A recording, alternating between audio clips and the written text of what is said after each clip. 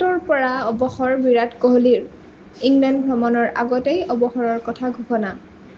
নমস্কাৰ, অসম নিউজ এক্সপ্ৰেছলৈ আপোনালোকক স্বাগতম। আজিৰ সংবাদ, ভাৰতীয় ক্ৰিকেটৰ এটি যুগৰ সমাপ্তি। পূৰ্বৰ অধিনায়ক বিৰাট কোহলীয়ে টেষ্ট ক্ৰিকেটৰ পৰা অৱসৰ লোৱাৰ কথা ঘোষণা কৰিছে।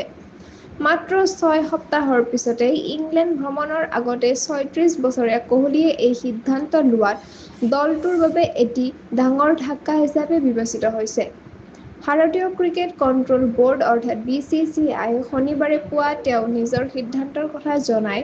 ইয়াৰ লগে লগে ৰোহিত শৰ্মাও টেষ্ট ক্ৰিকেটৰ পৰা বিদায় লোৱাৰ কথা ঘোষণা কৰে। এই দুয়োগৰাকী অভিজ্ঞ বেটছমেন বিদায় লোৱাত ভাৰতীয় ৰেড বল দলৰ অভিজ্ঞতাৰ ঘাটতি স্পষ্টভাৱে অনুষ্ঠিত হয়। বিৰাট কোহলীয়ে ১০৩খন টেষ্ট খেলত ৯,২৩০ ৰান সংগ্ৰহ কৰে, গড় ৪৬.৮ আৰু তেওঁ ভাৰতৰ 4টা শ্ৰেষ্ঠ টেষ্ট বেটছমেনৰ তালিকাত চতুৰ্থ স্থানত আছে। তাৰ ওপৰত আছে শচীন তেণ্ডুলকাৰ, ৰাহুল দ্ৰাবিড় আৰু সুনীল গাভাস্কৰ।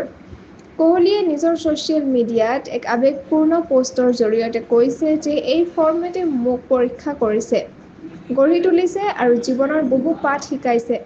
মই ক্ৰিকেটলৈ সকলো দিছিলো আৰু ক্ৰিকেটেও মোক অলেখ আনন্দ আৰু সন্মান দিছে।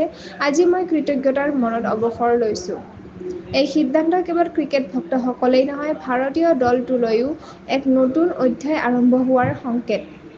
অধিক জানিবলৈ সংযুক্ত হৈ থাকক অসম নিউজ এক্সপ্ৰেছ চেনেলটোৰ লগত। চেনেলটো লাইক, কমেণ্ট, শ্বেয়াৰ, ছাবস্ক্ৰাইব কৰিবলৈ নাপাহৰিব। লগতে কাষতে থকা বেল আইকনটো দবাবলৈ নাপাহৰিব।